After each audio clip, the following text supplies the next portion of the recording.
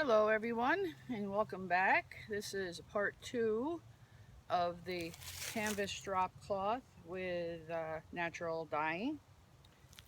It only took maybe, overnight and maybe half a day to dry.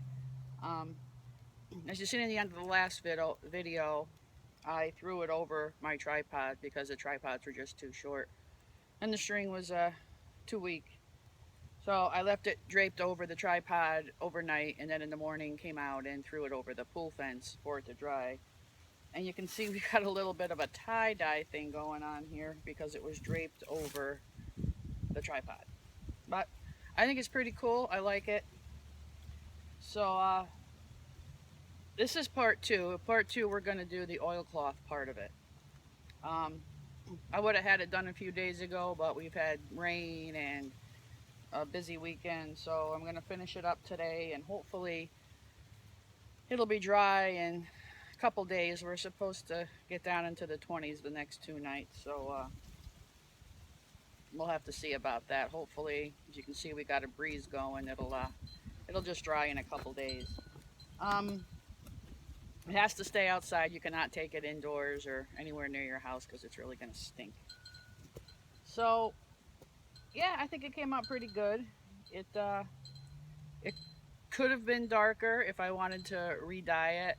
I did collect some more hulls and threw in that coffee can with a little bit more water.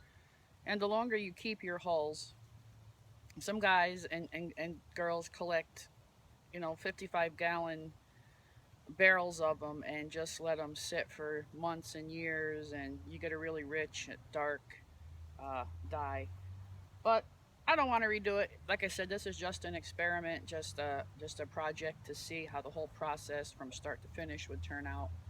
Um, I didn't want to buy a heavier canvas and make the improvements on it and hem it and tie it out or sew it, for it not to work out to what I wanted, to be dyed properly and waterproof properly. So with this, I'll probably either just use it as a ground cloth, would be excellent because it'll be waterproof.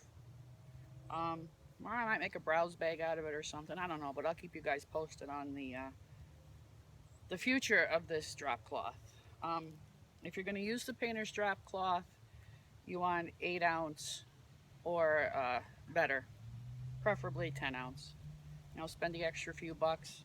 It's tighter woven, the higher the ounces of it, um, so it'll stay pretty strong for you. And so if you do want to try this, experiment, do it, whatever, you buy them, wash them in hot water, dry them on high heat, and then you can start your dyeing process and your oilcloth process. So let me grab my things here. What we use to do this, let me come up a little closer, is boiled linseed oil and turpentine. You can also use mineral spirits. Basically, you want a solvent that's going to dry this. You can use just plain boiled linseed, but it's going to take a very, very, very long time to dry, especially if you're in a humid climate or environment. If you're in an arid part of the country, or if it's really dry like Arizona where you live, you could definitely just use the boiled linseed oil. It may take a few days, a couple weeks, but it might feel tacky afterwards. What the turpentine and mineral spirits do is it acts as a drying agent for the linseed oil. So you get quicker drying times and stuff like that. When you're using these solvents, please read the care instructions and the precautions on it. This linseed oil is very combustible, even to the point of spontaneous combustion. You don't want to be around a heat source, a fire source. You don't want to be working with this with a cigarette hanging out of your mouth. You never want to do that with any kind of solvents that you're working with. The ratio for this is like a 1-to-1, depending on the item that you're going to waterproof, how big it is. You would use a cup to a cup, You know, I'm going to be using 3 cups to 3 cups, just so I have enough. And you know, whatever is, you know, you wring out or you don't use on your item, you can definitely store. I would store it in an old coffee can with a lid, or you know, keep it covered. You don't want to expose it to air or any type of heat or flame, like I said. And you want to store it outside, like in your garage. Well, no, I would store it outside. I mean, I don't think you want to be leaving this under your kitchen sink. So what I'm going to do is use 3 cups of this, 3 cups of this, put it in my pail, mix it up, just throw the drop cloth in there, saturate it, you know, get the seams here really good. You just want to saturate it, wring it out, hang it back up, and just let it dry. Well, there is also another form of waterproofing that a lot of people use because it's so versatile. You can do canvas, denim, leather, metal, wood, and it does involve using these 2 solvents, but also you put beeswax in it. So what you do is you melt the beeswax. It's usually a pound of beeswax to, I think, now don't quote me, maybe a half a cup of each of these. I didn't look it up before I came out here, so I'm not exactly sure, but I do think it's a half a cup of each one of these. You melt your beeswax, take it off the flame, get rid of your flame. Always melt your wax in a double boiler kind of way, because you don't want wax right over a fire. That's another problem. So remove the melted wax from the fire. Let it, don't let it solidify. You don't want it, you know, in a liquid state. You want it kind of in between. Get yourself a can, preferably. Use the thing that you're doing the wax in. So hopefully you've got like an old metal container or whatever. Take it away from the fire. Put your right amounts of this into the candle wax. Excuse me. Mix it really well. Let it get to kind of like a pasty stage, and then take it out with I don't know, a piece of wood, a piece of cloth. Put it on your article. If you're like, say you're doing a haversack, cover it really, really, really well. Seams, you know, buckles, just throw it on there, and then you'll see it turn into like a whitish, yellowish, waxy film. Then all you have to do from there, excuse me, is hit it with a hair dryer, or you know, one of those hot guns, and you'll be golden. I mean, and that stuff lasts for a while. And what's good about that way of doing it is that when that mixture hardens, you can use it for like ever. I mean, it lasts forever. Take a little chunk out, put it in a metal container, throw it in a Ziploc bag, throw it in your kit, and when you're out in the field, you have it for, you know, other waterproofing of items. You have it to throw on your leather.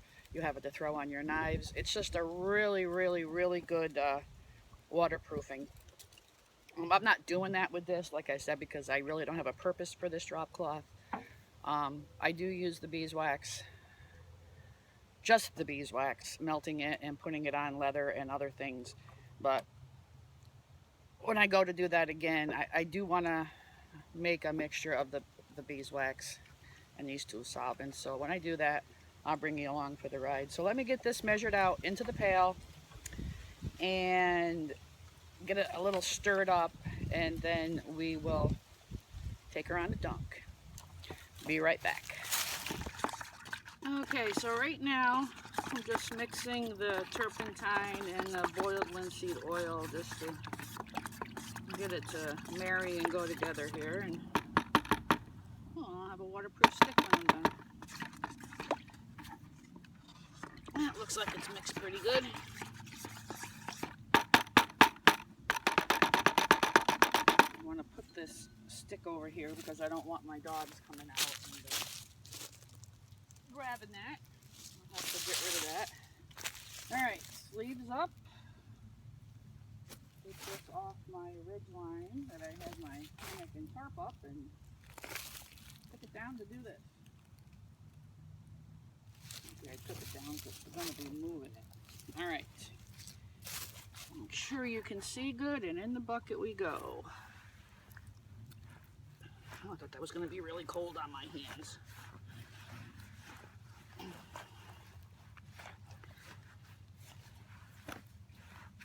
It doesn't, excuse me, it doesn't smell very good either. I was at a wrestling match yesterday and kind of yelled a lot and lost my voice. But thank God it came back. So you have all these dry spots, so you want to make sure you work it around really good in there.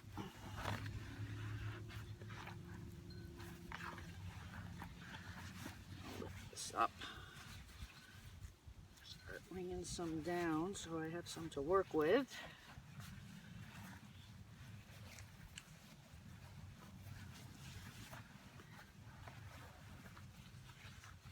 I sure hope I put enough in here. I think I said that on the last video, didn't I?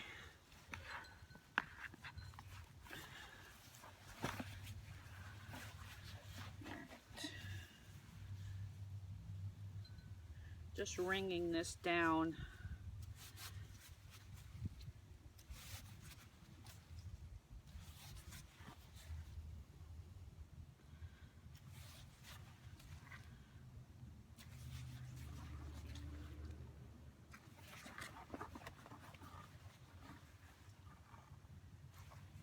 PU.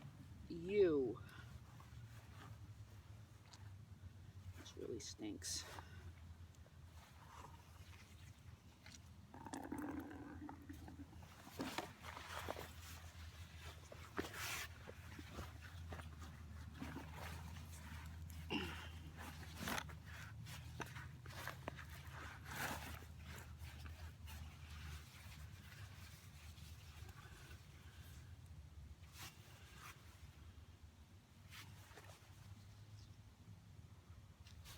I'm hoping that by doing this, to get my hood string in there, that I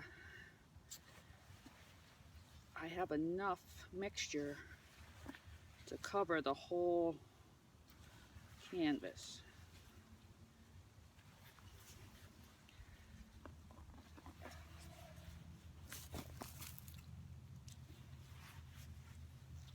Doesn't look like I'm going to have any left over. That's all right.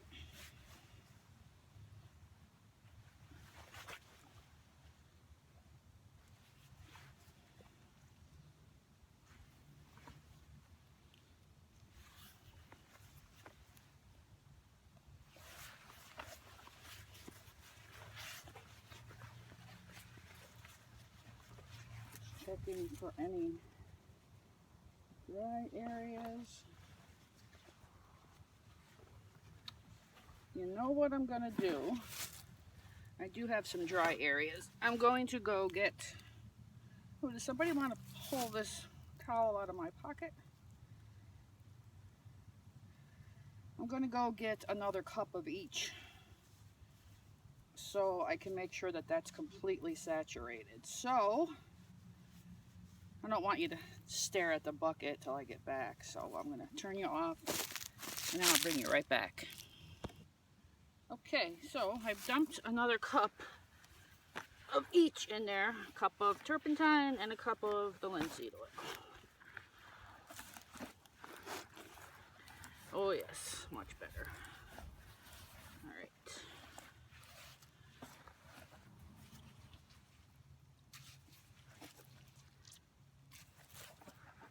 Wring it down again.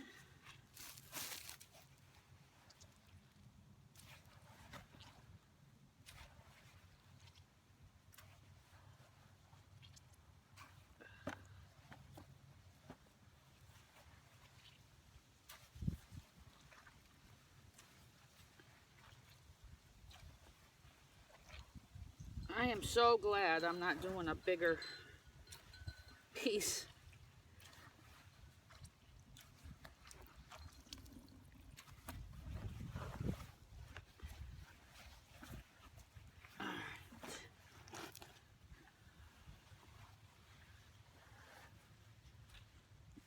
think we're good. I'm just going to run this one more time.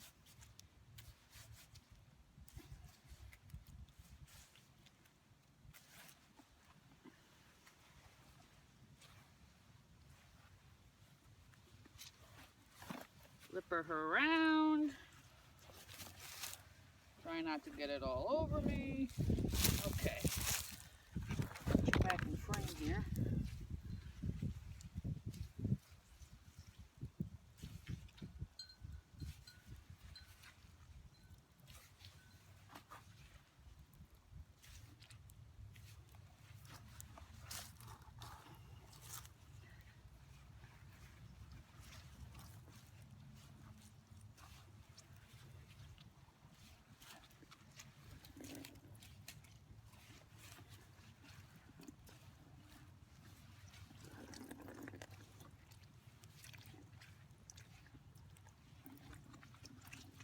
There we go. All right. I'll move you up here in a minute. I just want to get this wrung out a little bit more. I need a camera assistant.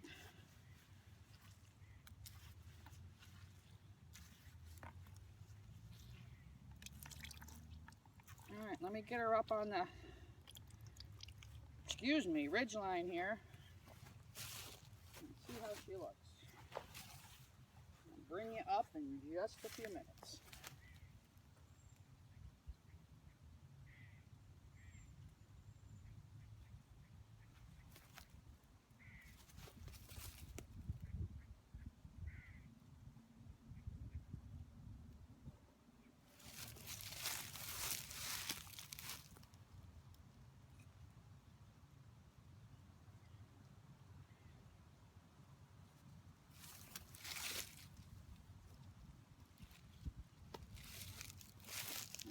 Wipe my hands off. I can't touch anything, so I'm sorry you're staring at a bucket. All right. Isn't that awesome? If I tried to tie-dye that, it would never happen. What you're seeing there is just the sun going through it. Just go around to the other side. In a moment here. Put it up there with some bushcraft clothespins. But she's saturated.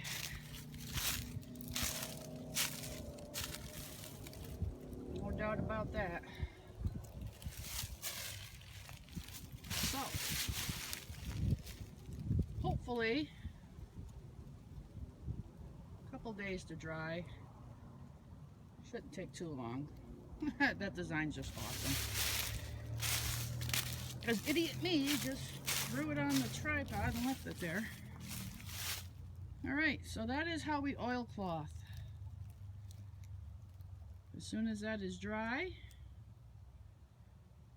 we will go to part 3 and the finale of the canvas drop cloth project. Thank you all for watching. See you on part 3.